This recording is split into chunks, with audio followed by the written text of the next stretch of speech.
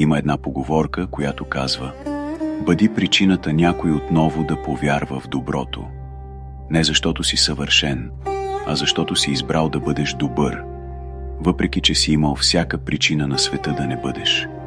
Ти се усмихваше и през най-силните си бури. Слушаше другите дори когато собственото ти сърце се късаше.